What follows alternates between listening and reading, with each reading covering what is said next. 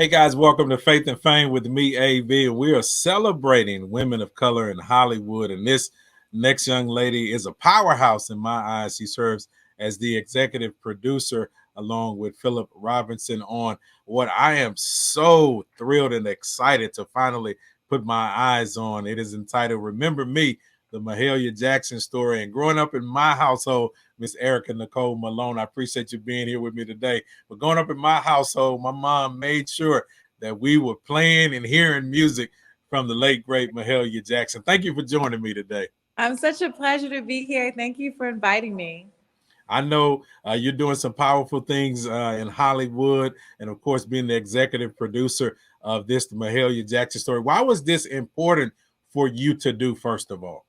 It's so funny because I kind of mirror your experience because growing up in the South, I'm from Louisville, Kentucky originally. I Okay.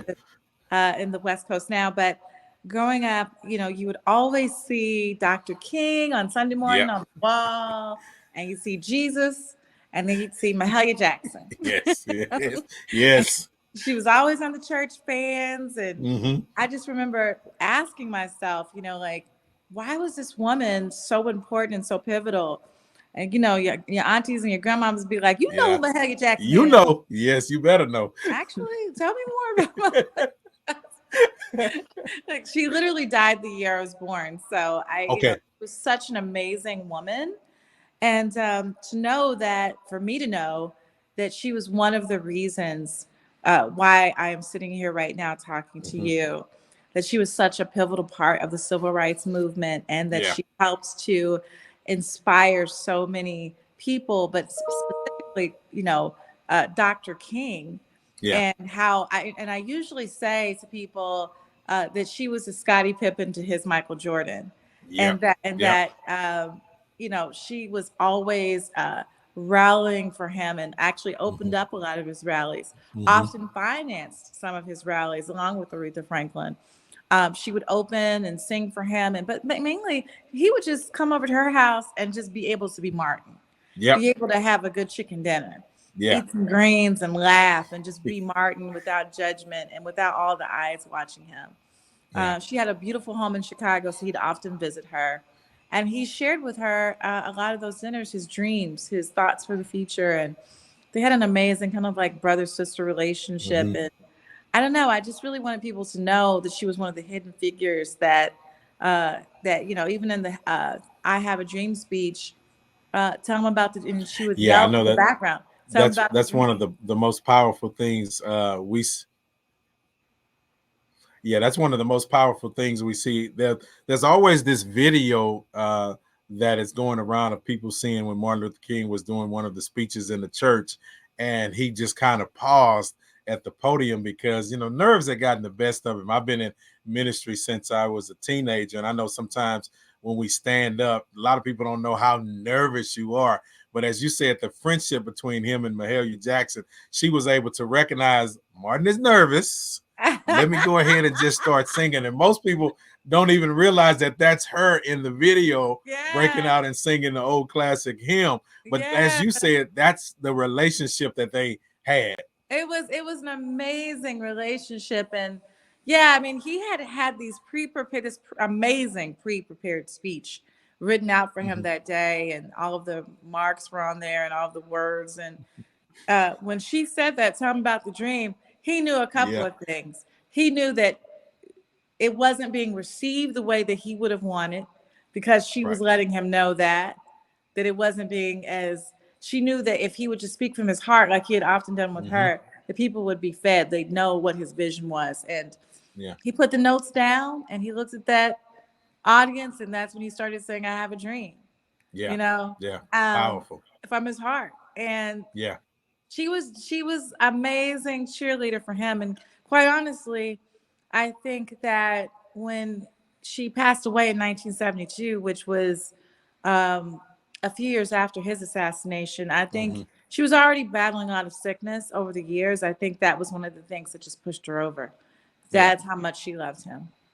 I tell people, and I thank you, Ericka Nicole Malone, is my special guest. We're talking about the brand new movie entitled "Remember Me: The Mahalia Jackson Story." I tell people all the times when we look at some of the gospel greats today that we see, the Shirley Caesars, the Yolanda Adams, we see a lot of these artists who were standing on the shoulders of Mahalia Jackson. She was not just a great gospel artist, but as you said, she was so pivotal to the civil rights movement and a great businesswoman because she was able to help finance, as you said, the civil rights movement. Yes. I mean, she just, and then this is at the height of her career Yeah. when she's already being embraced by millions of Europeans around the world. Yes. She's doing sold out audiences in Europe and Germany and Tokyo. She was a world famous artist in the, you Mm-hmm. know, and I think people don't recognize in the 60s, Right. in the Say that 50s, again. Yeah. when we're at the height of oppression. And she's like commanding audiences Mm-hmm. with her anointing. And, you know, where they're going to see the Beatles, they're also going to see her. See. Yes. Right. And so she Yes. used that platform to make sure that it, as dollars to the Mm-hmm. people. She used that platform to say to everyone, look, I'm represented over here, but I represent my people. Right. She could have just took what a lot of artists do now and take that money and hoard it, and Right. they have it to themselves. Yeah. Isn't She that did. something? Yeah, isn't that something? I think we have several artists that are probably getting back to that to this day. I see a lot of them like Common, John Legend, and several other Mm-hmm. artists who are realizing this social consciousness. That there's a lot of injustices that's going on in the world, and we've got to take these resources that we've been blessed with, like she did, to help the movement, to help bring awareness, to help fund, so that we can stand up for our brothers and sisters who may be weaker or just dealing with some challenges in life. Isn't it a blessing as you continue to unfold this? And I just want to thank you again for doing this, because this just helps us to open up the people's eyes to know how powerful we were back Mm. in the 60s, 50s, and we wasn't just, sitting in the back room, as you said, eating chicken all day, and we didn't No. have any money. No, we were people, business men and women who were And doing great things. she died at worth $8 million, which is a lot of Woo. money today. But Yes. back then, it'd probably be more like $80 million.